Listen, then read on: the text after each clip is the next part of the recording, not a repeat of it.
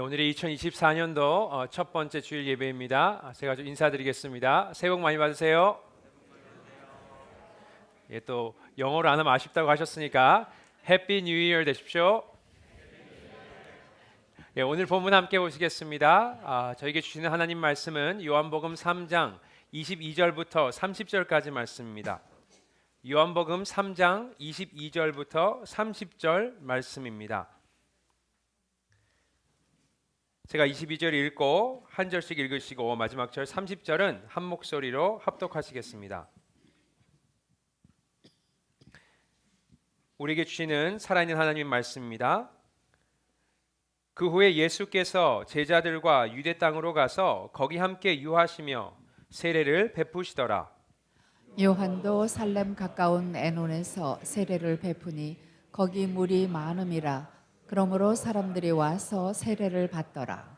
요한이 아직 옥에 갇히지 아니하였더라. 이에 요한의 제자 중에서 한 유대인과 더불어 정결 예식에 대하여 변론이 되었더니 그들이 요한에게 가서 이르되 라삐여 선생님과 함께 요단강 저편에 있던 이 곧 선생님이 증언하시던 이가 세례를 베풀매 사람이 다 그에게로 가더이다. 요한이 대답하여 이르되 만일 하늘에서 주신 바 아니면 사람이 아무것도 받을 수 없느니라. 내가 말한 바 나는 그리스도가 아니요 그의 앞에 보내심을 받은 자라고 한 것을 증언할 자는 너희니라. 신부를 취하는 자는 신랑이나 서서 신랑의 음성을 듣는 친구가 크게 기뻐하나니 나는 이러한 기쁨으로 충만하였노라. 함께 하시겠습니다. 그는 흥하여야겠고 나는 쇠하여야 하리라 하니라. 아멘. 함께 기도하시겠습니다. 하나님 감사합니다. 이 시간 하나님의 음성을 듣기를 원합니다.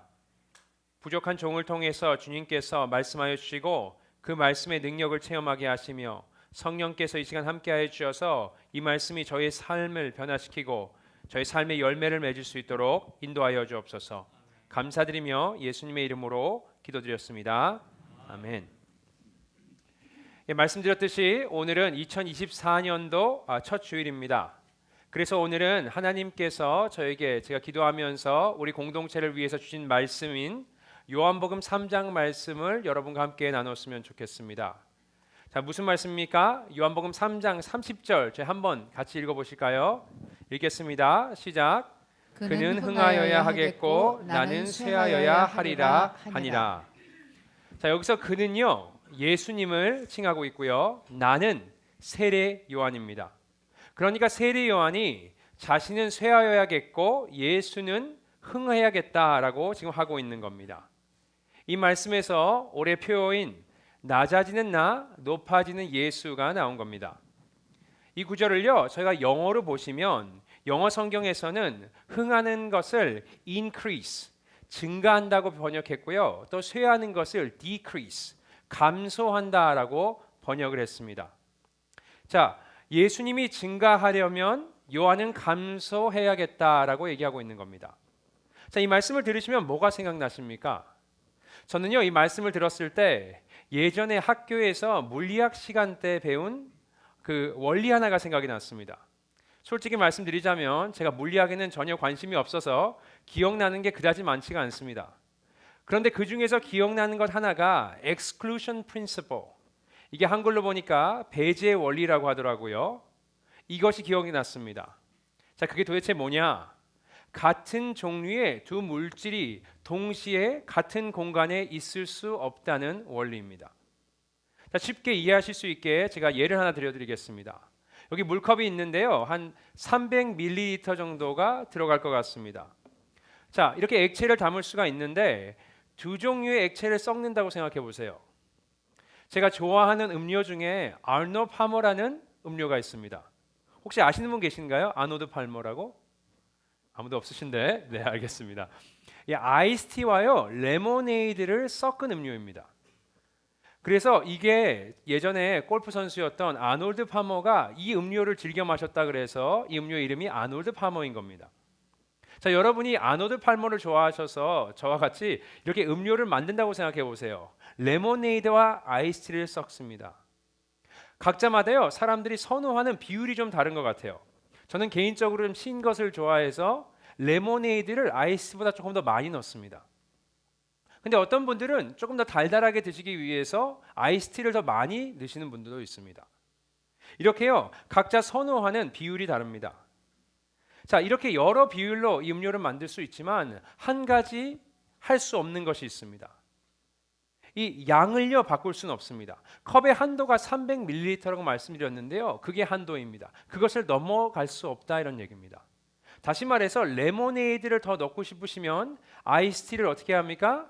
줄이셔야 되고요. 아이스티를 더 넣고 싶으시면 레모네이드를 줄이셔야 하는 겁니다. 이해가 가시죠? 이 단순한 물리학 이 원리가요. 우리 영적인 것에도 적용이 된다는 것입니다. 이게 오늘 본문을 통해서 세례 요한이 우리에게 알려주는 영적 원리입니다. 예수님께서 증가하시려면 요한 자신은 감소해야 한다, 줄어들어야 한다 이런 원리입니다. 자, 요한이 이 원리를 이해했기 때문에 이런 표현을 쓰는 겁니다.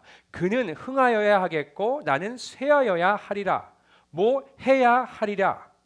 I must decrease입니다. 다시 말해서 다른 방법이 없는 겁니다. 예수님께서 높아지려면 나는 낮아져야 되고 예수님께서 더 많아지시려면 나는 줄어들어야 한다 이겁니다. 이게 오늘 세례 요한이 오늘 본문을 통해서 저에게 가르쳐주는 영적 원리입니다. 자, 여러분도 이 영적 원리를 이해하셨다고 믿고 저희 오늘 말씀 한번 살펴보도록 하겠습니다. 오늘 본문 이렇게 시작합니다. 22절 말씀 함께 읽겠습니다. 시작. 그 후에 예수께서 제자들과 유대 땅으로 가서 거기 함께 유하시며 세례를 베푸시더라. 이게 오늘 본문 말씀의 배경입니다. 예수님과 제자들 어디에 거주하셨죠? 갈릴리 지역에서 거주하시면서 거기서 사역을 하셨습니다. 그런데 예수님께서요 오늘 본문을 보니까 제자들을 데리고 남쪽으로 한 40마일 정도 내려와서 유대 땅으로 오십니다. 그리고 거기서 유하셨다 성경은 기록하고 있습니다. 자, 정황상 그곳에 예수님과 제자들은 몇 달 정도 시간 동안 있었던 것 같습니다. 자, 왜 그랬습니까? 왜 거기에 유하고 있죠? 세례를 베푸시더라 했습니다. 세례를 베푸시기 위함입니다. 자, 본문을 계속 보기 전에 저희가 살펴보아야 할 것이 몇 가지가 있습니다. 첫 번째는 오늘 본문에 예수님께서 세례를 베푸셨다 했는데요. 실질적으로 보면 예수님 본인이 직접 세례를 베푸신 건 아니라는 겁니다. 그걸 알 수 있는 것이 다음 장인 4장을 보시면요. 거기에 예수님께서 친히 세례를 베푸시지 아니하고 제자들이 베풀었다라고 기록되어 있습니다. 예수님께서 하신 사역, 세례 사역은 맞지만 예수님이 직접적으로 사람들한테 세례를 준 건 아니라는 겁니다. 그래서 이런 의문이 드는 겁니다. 아, 왜 그러셨을까? 왜 예수님께서는 직접 세례를 주지 않으셨을까? 물론 성경에 기록되어 있지 않지만 저희들이 생각을 해볼 수가 있습니다. 제 개인적인 생각으로는요. 아마 모든 사람들이 예수님께 세례를 받고 싶어서 그런 게 아닌가 생각이 듭니다. 여러분이 입장을 바꿔놓고 생각해 보세요. 제자들이 12제자가 딱 서 있고요. 예수님 여기 서 있습니다. 자, 누구한테 세례를 받을지 줄을 서라 그러면 누구에게 서시겠습니까? 아마 여러분 보통 저희가 예수님 앞에 쓸 것입니다. 아, 난 예수님한테 받고 싶어. 그래서 예수님 앞에는 줄이 이렇게 긴데요. 제자들 앞에는 아무도 없는 겁니다. 그래서 그걸 아시고 아마도 예수님께서 세례를 베푸시지 않은 게 아닌가 개인적으로 생각을 해봤습니다. 왜냐? 우리 입장에서야 예수님께 세례를 받는 것이 중요할 수 있지만 예수님 입장에서 보면요. 누구에게 세례를 받는가는 그다지 중요하지가 않습니다. 그 세례의 목적과 이유가 중요한 거지 누가 세례를 베푸냐 중요하지 않다는 겁니다. 그래서 그 사역을 온전히 제자들에게 맡기신 것이 아닌가라는 생각을 개인적으로 해봤습니다. 또 오늘 본문에 나와 있는 세례에 대해서 한 가지 더 우리가 알아야 할 점이 있는데요. 그것은 오늘 본문에 등장하는 세례는 저와 여러분이 받은 세례와는 좀 다른 세례라는 겁니다. 우리가 받는 세례는요. 뭐가 필요하죠? 두 가지가 필요합니다. 예수님의 죽음과 그분의 부활이 필요합니다. 이것을 우리가 믿음으로 상징적으로 받는 것이 세례 예식입니다. 하지만 그 당시에는 예수님이 아직 죽으시지 않았고요. 또 그래서 당연히 부활하시지도 않았습니다. 그렇기 때문에 이것을 상징하는 세례는 아니라는 겁니다. 그래서 저와 여러분이 받은 세례와는 오늘 본문에 등장한 세례는 좀 다른 세례입니다. 자, 그럼 오늘 본문에 등장하는 세례 어떤 세례인가요? 성경에서는 이 세례를 회개의 세례, 물 세례가 회개의 세례라고 부릅니다. 다시 말해서 자신의 죄를 회개하는 유대인들에게 행해진 정결 예식이라고 보시면 되겠습니다. 자, 다시 본문으로 돌아가서요. 이렇게 예수님과 제자들은 갈릴리를 떠나셔서 유대 지역에서 머무르시면서 세례를 베풀고 계십니다. 그런데요, 문제가 한 가지 생깁니다. 무슨 문제죠? 사역이 겹치는 겁니다. 당시에 또 누가 세례를 줬죠? 요한이죠. 그 요한을 우리가 뭐라고 부르죠? 세례 요한이라고 부릅니다. 우리도 다 압니다. 세례 요한입니다. 왜 세례 요한이라고 부를까? 요한의 입장에서 세례를 주는 거는요, 그냥 단순한 사역 일이 아닙니다. 이것은 이의 아이덴티티입니다. 이가 이 땅에 존재하는 이유, 세례를 주기 위해서 온 겁니다. 하나님의 콜링입니다. 부르심을 받아서 이 일을 하라고 주님께서 거기에 세워두신 겁니다. 그래서 세례 요한에게 세례는 굉장히 중요합니다. 자, 이런 세례 요한에게 그가 활동하고 있던 사역지가 어디죠? 자, 23절 한번 함께 보시겠습니다. 있습니다. 시작. 요한도 살렘 가까운 에논에서 세례를 베푸니 거기 물이 많음이라. 그러므로 사람들이 와서 세례를 받더라. 자, 어디서 세례를 주고 있죠? 살렘에서 가까운 에논이라는 지역입니다. 거기서 세례를 줍니다. 이게 어디냐? 말씀드렸듯이 갈릴리에서 40마일 정도 떨어져 있는 남쪽에 위치한 유대 지역입니다.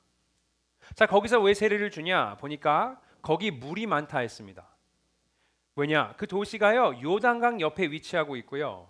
그렇기 때문에 그 장소가 세례를 베풀기에는, 사역하기에는 적합한 장소였습니다.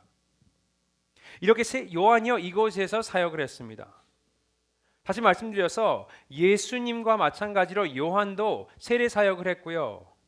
예수님이 지금 오신 이 사역지가 이미 세례 요한이 사역을 하고 있는 공간이라는 겁니다. 자, 이것뿐 아니고요. 예수님과 요한은요, 전하는 메시지도 굉장히 비슷합니다. 우리 한번 살펴볼까요? 마태복음 3장 1절에서 2절 말씀 한번 읽어보겠습니다. 시작. 그때 세례 요한이 이르러 유대 광야에서 전파하여 말하되 회개하라 천국이 가까이 왔느니라 하였으니. 자, 마태복음 4장 17절입니다. 읽습니다. 시작. 이때부터 예수께서 비로소 전파하여 이르시되 회개하라 천국이 가까이 왔느니라 하시더라. 여러분, 제가 여러분께 드리고 싶은 말씀은요, 지금 예수님께서요, 요한을 카피하고 계신다, 그렇게 보인다는 겁니다. 요한과 같은 장소에서 같은 사역을, 또 같은 메시지, 설교를 지금 하고 계시는 겁니다. 그래서 나중에 마태복음 16장에 보시면요, 예수님께서 제자들에게 사람들이 나를 일컬어 뭐라고 하느냐라는 질문을 하십니다. 그랬더니 어떤 사람들은 뭐라 그럽니까? 예수님을 보고 세례 요한이다 했습니다. 왜죠? 너무 비슷한 겁니다. 또 마태복음 14장을 보시면요, 헤롯이 예수님에 대해서 소식을 듣습니다. 이런 일을 하고 계신다라는 소식을 들어요. 그랬더니 헤롯이 뭐라 그럽니까? 자신이 죽인 세례 요한이 다시 살아 돌아왔다 했습니다. 왜입니까? 아무리 생각해도 하시는 말과 사역과 또 활동하시는 장소가 세례 요한과 너무 비슷한 겁니다. 이렇게 누가 봐도요, 예수님의 사역은 세례 요한의 사역과 거의 흡사해 보입니다. 자, 이제 세례 요한의 제자들, 그들의 입장에서 한번 생각해 봤으면 좋겠습니다. 그들이 어떻게 반응했습니까? 짜증을 냈습니다. 아니요, 분노했습니다. 그걸 알 수 있는 부분이요, 오늘 본문에 나와 있는데요. 26절 한번 보시겠습니다. 26절 말씀 있습니다. 시작.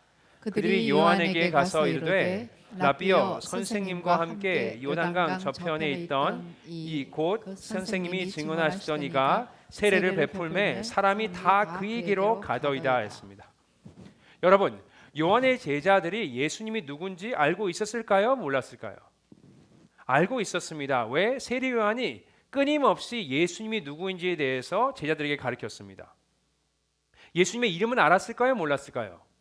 당연히 예수라는 이름을 알고 있었습니다. 그런데 불구하고요, 예수님이란 이름을 언급하지 않고 여기 보면 그냥 요단강 저편에 있는 사람, 아니면 선생님 요한이 증거하던 사람, 그 사람이라고 얘기합니다. 왜입니까? 정말 이름도 언급하고 싶지 않은 겁니다. 꼴 보기가 싫은 거예요. 네. 또 뭐라고 합니까? 이런 예수님이 세례를 베푸니까 사람들이 어떻게 간다고요? 다 그에게로 간답니다. 아니 정말 다 한 명도 빼놓지 않고 예수님께로 갔을까요? 아닐 겁니다. 왜죠? 만약에 아무도 세례 요한에게 오지 않으면 그곳에서 사역을 할 이유가 없죠. 그러니까 어떻게 보면 과장을 하는 겁니다. 다 그쪽으로 가고 있어요. 자, 왜 이렇게 얘기할까요? 이게요, 지금 제자들의 심리 상태를 알려주는 겁니다. 여러분, 이게 공감이 잘 안 가시잖아요, 그죠? 한번 상상해 보세요. 여러분이 갖고 있는 재산을 다 통틀어서 다 써서 비즈니스를 오픈하셨습니다. 가게를 오픈하셨어요. 장사가 꽤 잘 됩니다. 아, 이제 돈을 좀 벌 수 있겠구나 싶어요. 그런데 갑자기 건너편에 똑같은 가게가 생깁니다. 그런데 사람들이 한 명 한 명 이곳에 오던 손님들이 그쪽으로 가기 시작하는 거예요. 자, 여러분 어떤 생각이 드시겠습니까? 짜증이 나시겠죠, 그죠? 화가 날 겁니다. 그리고 시간이 지나면 걱정이 될 겁니다. 이들의 심리 상태가 지금 딱 이런 겁니다. 자신이 모든 것을 투자해서 이런 사역을 만들어 놨는데 지금 이 사역이요 문제가 생긴 겁니다. 처음에는 질투로 시작했겠죠. 아, 절로 가네. 아, 미워. 그런데 나중엔 짜증도 나고 화가 나는 겁니다. 시간이 지나니까요 이제는 걱정이 돼요. 그리고 두려운 겁니다. 아, 이 사역 없어지면 어떡하지? 이 반응이요 당연한 반응입니다. 그리고 그들의 짜증과 화를 돋구는 사건이 하나 성경에 기록되어 있는데요. 오늘 본문 25절에 나와 있습니다. 25절 한번 보시겠습니다. 읽습니다. 시작. 이에 요한의 제자 중에서 한 유대인과 더불어 정결 예식에 대하여 변론이 되었더니. 자, 무슨 일이 벌어집니까? 요한의 제자들과 유대인 한 명과 변론을 벌입니다. 여기서 변론이라는 이 단어가 헬라어로 보시면 제테시스라는 단어인데요. 그 의미가 다툰다, 논쟁을 벌인다 이런 의미입니다. 그러니까 지금 제자들이 이 사람과 그냥 대화를 나누고 있는 것이 아니고요. 지금 한바탕 싸우고 온 겁니다. 왜 그렇습니까? 여기 보니까 정결 예식에 대하여 변론이 되었다 했습니다. 정결 예식, 이게 뭘 얘기하는 거죠? 이미 말씀드렸지만 세례를 얘기하고 있는 겁니다. 자, 성경에서 언급하고 있지 않기 때문에 어떤 구체적인 내용, 정결 예식에 대해서, 세례에 대해서 어떤 내용으로 싸웠는지 다퉜는지 나와 있지 않지만 우리가 지금 본문에서 벌어지고 있는 상황을 좀 보고요. 이들이 어떻게 반응을 나중에 하는지 보면요. 아마 예수님의 세례와 요한의 세례를 비교하면서 그들을 힘들게 했던 것 같습니다. 그래서요, 그들이 화가 단단히 나서 지금 요한에게 와서 그들의 리더인 요한에게 와서 지금 따지고 있는 겁니다. 이거 뭐 어떻게 해야 되지 않겠습니까? 하면서 온 겁니다. 자, 이게 지금 제자들의 심리 상태고 우리는 공감할 수 있고 이해할 수 있습니다. 자, 그런데요, 이 말을 들은, 이 보고를 들은 그들의 리더 세례 요한은 어떻게 반응합니까? 한 가지 확실한 거는요, 제자들이 생각했던 반응은 아니라는 겁니다. 별로요, 대수롭지 않게 여겨요. 아니, 더 나아가서 이렇게 반응을 합니다. 29절 보겠습니다. 읽습니다. 시작. 신부를 취하는 자는 신랑이나 서서 신랑의 음성을 듣는 친구가 크게 기뻐하나니 나는 이러한 기쁨으로 충만하였노라 했습니다. 어떻게 반응하죠? 기뻐했다 했고요. 그것도 작게 기뻐한 것이 아니고 크게 기뻐했다 했습니다.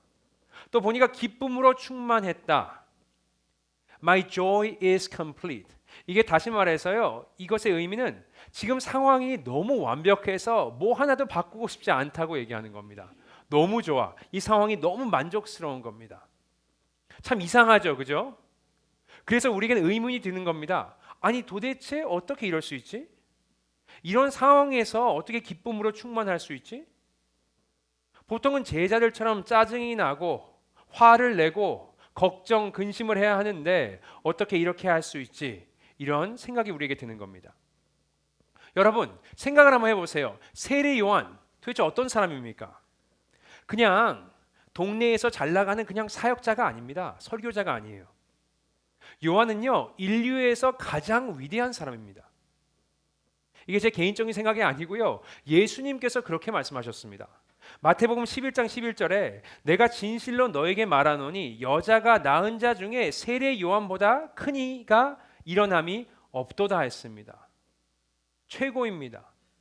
정말 인류에서 가장 위대한 사람이 세례 요한입니다. 그리고요, 사람들이, 이스라엘 백성들이 아주 오랜 시간 동안 기다렸던 그런 선지자입니다. 얼마나 기다렸죠? 무려 400년을 기다렸습니다. 이스라엘 선지자, 예언자가 없었어요. 기다리고 400년 후에 드디어 세례 요한이 등장한 겁니다. 대단한 사람입니다. 또 인기가요, 엄청났어요. 유명한 사람입니다.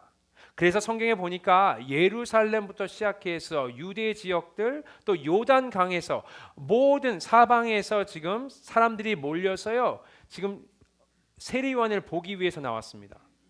그의 메시지를 듣고 또 그의 사역인 세례를 받기 위해서 먼 곳에서 많은 사람들이 그를 찾아왔습니다. 유명한 사람입니다. 또 당시에는요, 기득권이라고 할 수 있는 바리새인들, 사두개인들에게 쓴소리를 마다하지 않았습니다. 아주 담대하고 멋있는 그런 사역자였습니다. 자, 이렇게 위대하고요, 유명하고 엄청난 사역자에게 위기가 온 겁니다. 더 이상 사람들은 그들에게 몰려들지 않습니다. 그의 설교에는 관심이 없어요. 그의 영향력은 줄어들기 시작합니다. 그를 찾아오던, 그를 따르던 사람들이 한 명 한 명씩 다 그를 떠나가기 시작합니다. 다시 말해서 그가 그동안 열심히 일했던 것, 쌓아왔던 것, 그가 붙들고 있었던 그의 아이덴티티, 세례 요한, 그 사역이요, 지금 이 모든 것들을 다 잃어버리고 있는 겁니다. 왜죠? 예수님이 등장하셨기 때문에 그렇습니다.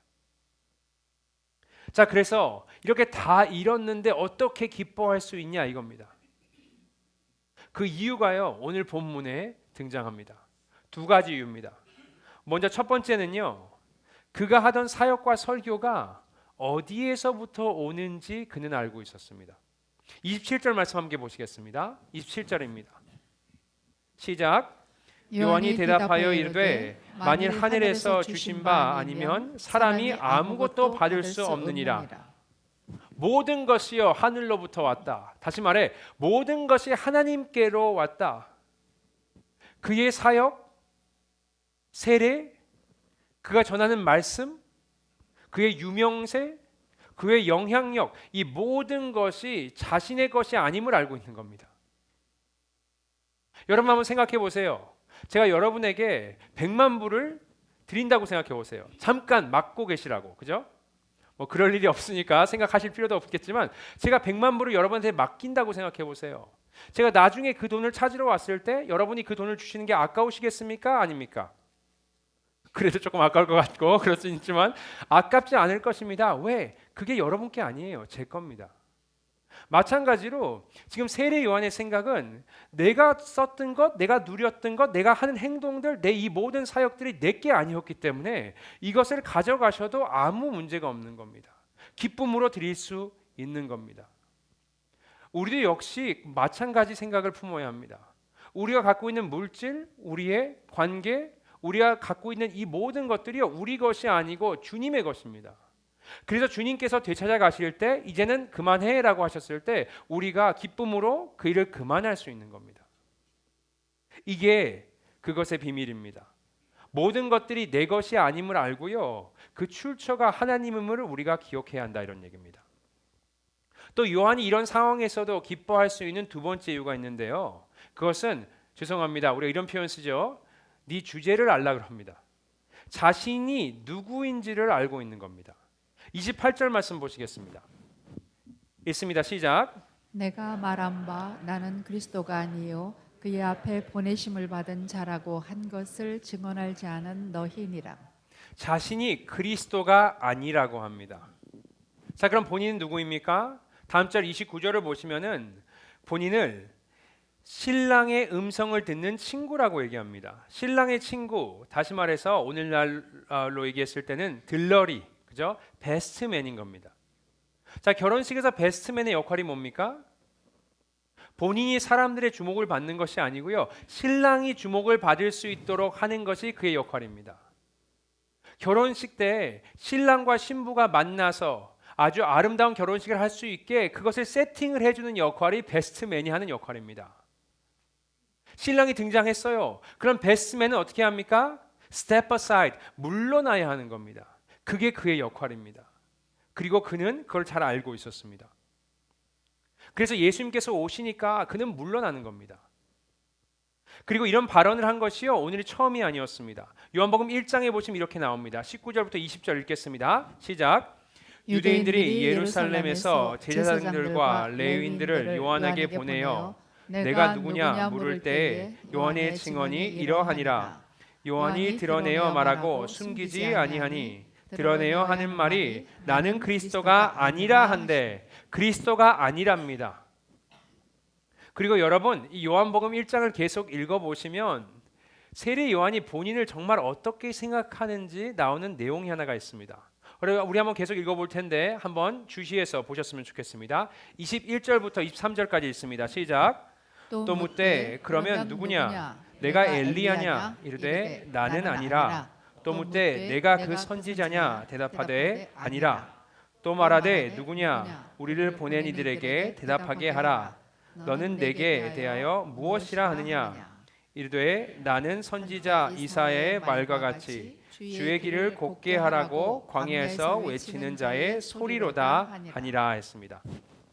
본인을 누구라고 부릅니까? 광야, 유대 광야에서 외치는 뭐죠? 소리입니다.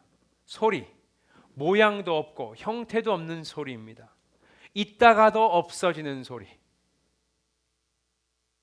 이것을 본인의 본분으로 생각하고 콜링으로 생각하고 지금 일을 하고 있기에 예수님이 등장하시니까 본인은 물러나는 겁니다. 이게 자신이 누구인지를 알고 있으니까 본인이 쇠하는 것 아무 문제를 못 느끼는 겁니다.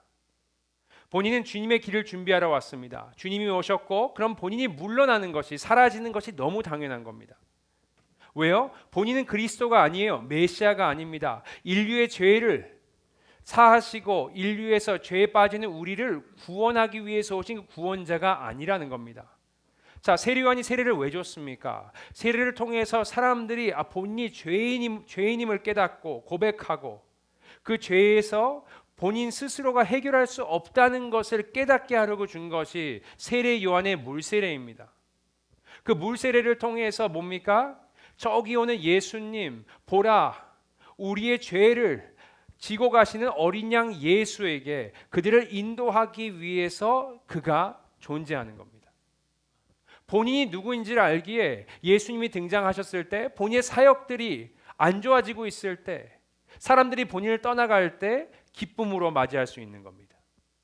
자, 여러분, 요한은 어느 정도까지 쇠해졌습니까? 낮아졌습니까? 다 드려서요 아무것도 남은 것이 없을 때까지 드렸습니다. 그것을 표현하고 있는 말씀이 24절인데요. 이렇게 나옵니다.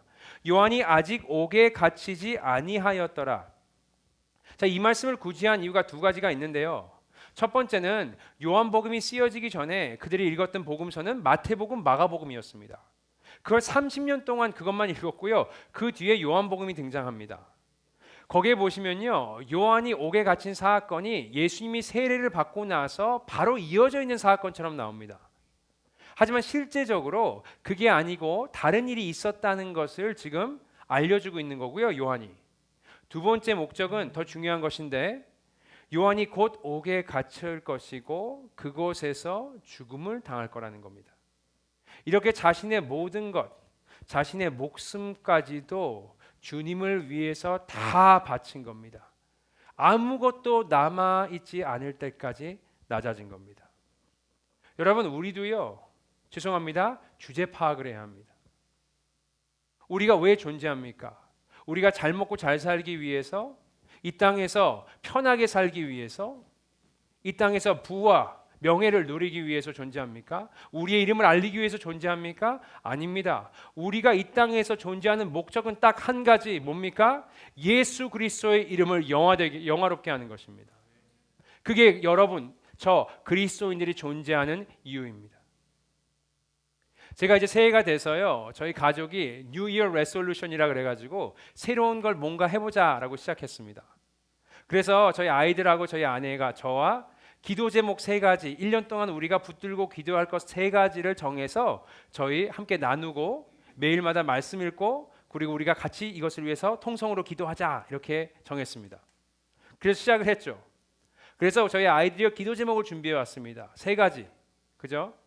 그런데 이렇게 쭉 읽다가요, 저희 막내 아이 지금 2학년인데 그 아이 기도 제목을 읽다가 첫 번째 기도 제목, 그죠? 가족들이 다 행복했으면 좋겠어요. 그 정도는 당연히 저희가 생각할 만한 그런 기도 제목입니다. 두 번째 기도 제목, 어려움이 있을 때마다 기도할 수 있게 해주세요라는 기도 제목입니다. 좀 괜찮죠, 그죠? 근데 3번째 기도 제목이요, 보고 깜짝 놀랐습니다. 세상의 모든 사람들이 예수님을 알게 해주세요. 제가 그걸 보고서는요, 제 기도 제목이 너무 창피해가지고 내가 바꿔야겠구나. 스케일이 다른 겁니다, 저랑. 세상의 모든 사람들. 그래가지고요, 제가 많이 부끄러웠습니다. 그런데 지금 제 딸아이가 나누고 있는 이 기도 제목이요, 저희가 이 땅에 존재하는 이유이고 목적입니다. 예수님을 영화롭게 하고 그 예수님을 이 온 땅에 알리기 위해서 우리가 존재하는 겁니다. 그래서 제가 오늘 말씀을 준비하면서요, 사실 조금 부끄러웠습니다. 왜 이런 생각이 드느냐? 저한테 이런 마음이 드는 겁니다. 자, 세리 요한은 이렇게 했는데 나는 예수를 위해서 얼마나 낮아질 수 있을까? 나는 예수를 위해서 얼마만큼 포기할 수 있을까? 얼마나 쇠하고 작아질 수 있을까? 줄어들 수 있을까? 다 드릴 수 있을까? 세리 요한처럼 할 수 있을까? 그 마음이 딱 오는데요, 너무 마음이 안 좋은 겁니다. 아직도 주님께 내려놓아야 할 것이 너무 많은 겁니다. 목사로서 나름대로 하나님 앞에 바쳤다고 하지만 너무 제 자아와 제 생각과 주님께 내려놓아야 할 것들이 너무 많은 겁니다. 그리고 그건 요한 혼자만의 스토리가 아니고요, 바울 역시도 그렇게 했습니다.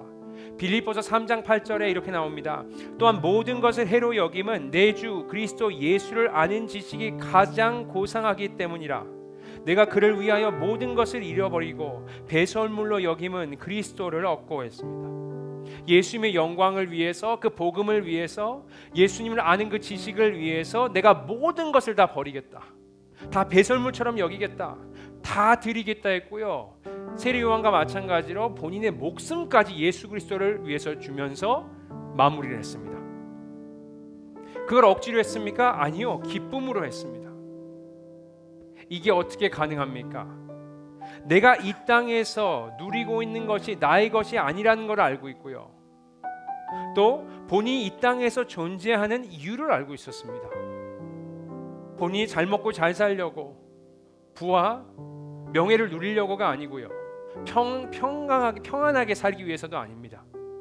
예수 그리스도를 위해서 죽고 사는 것을 알았기에 지금 바울도 자기 모든 것을 다 주님을 위해 바쳤고 그 경기를 마치고 주님 앞으로 돌아간 겁니다.